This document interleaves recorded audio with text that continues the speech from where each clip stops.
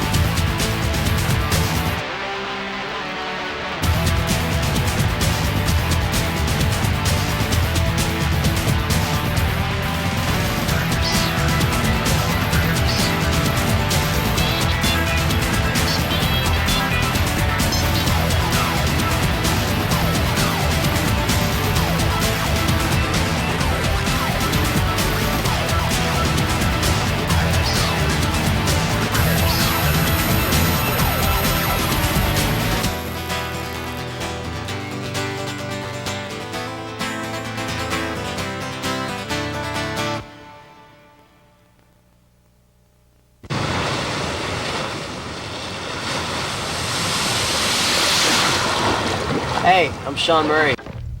And regarding your stance on your board, there's no wrong or right way, just whatever feels comfortable for you. On my board, I ride about 20 inches apart and my front foot angled a little bit more than the back.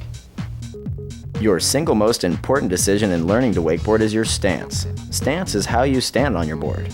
Riders just getting started should place their bindings shoulder width apart. Most people who are just getting into wakeboarding will usually start off with an adjustable boot like the Split because it offers a broad range of foot sizes.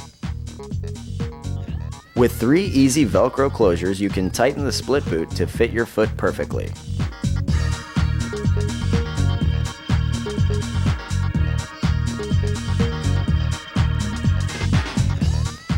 For beginner to recreational riders, first determine which foot forward you prefer. If you're not sure, have your buddy nudge you from behind and see which foot you brace yourself with. This is your stronger foot and should be toward the tip of the board. You will find it easier if your back foot is in the far insert location at the 0 degrees setting. The front plate will be at 18 degrees, leaving 3 insert holes exposed on most boards. This stance is the most stable for deep water starts and initial cuts on a board. You've mastered deep water starts and you know how to glide on the water with a wakeboard. Now you're looking to ride switch, fakie, do 180s, or go backwards, whatever you want to call it. We recommend you move both your front foot and your rear foot 1 hole further forward. Also, move your back foot to a -9 degree setting for more of a neutral or duck foot stance. These changes will move your weight forward, making it easier to spin. By this point, you have mastered the art of riding switch. You now should ride the board centered by moving the front plate forward 1 notch and rotating the plate to 9 degrees. This duck foot stance will help you diversify your riding for a new bag of tricks. This is only a guideline. Depending on your height, weight, hair color, and style of riding, slight variations from these recommendations may apply. Now, rope length and boat speed varies for each rider. To find the optimal combination of rope length and boat speed, you want to find the biggest part of the wake with the least amount of whitewash. To do this, get your boat up to a comfortable speed and let your rope out to that point. Accurate wakeboard lines work best for wakeboarding. Wakeboard lines let you adjust the length of the rope. You want a low stretch line that stays deformed when pushed together. Regular lines spring back.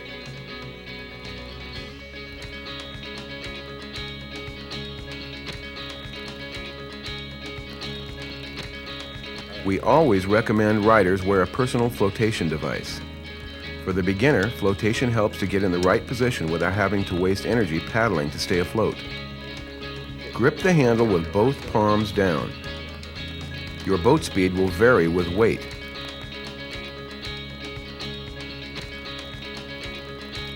Let's talk about getting up.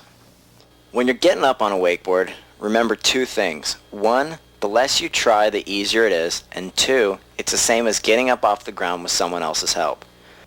Your knees should be completely shut until your heels touch your rear, and your elbows should be relaxed and straight. Wait until the boat has pulled your weight over your feet and then stand up. I've heard a lot of different ways to teach someone how to get up, and they can all work. But the one that I have best results with is to center your weight over the board and let the boat pull you up without standing up too soon. The misconception people have is that you need to stand up right away. You can ride around the lake in this position and be fine. And in consideration of the people in the boat, please pull your shorts down and cover those white legs. Most women have an easier time than men because they don't muscle everything around. The guys have way too much ego on the line, so they yank on the rope and push on the board. It makes everything harder. What's your problem? I told you to floor it. I would have had that if you were going faster. Pulling your arms into your chest and straightening your legs will put you on your back. Hey, Wally! You don't need to point the board straight like that when you're starting. The fins will do the work for you after the board is planing. Dude, check it out. His legs are white. Your body position is really basic. Stand there like you would stand on the ground, just bend your knees a little more. Keep your arms in a comfortable position with the handle no more than a foot from your waist. Most importantly, relax. I know it may not be the easiest thing to do, but it's so important when you're learning that you relax.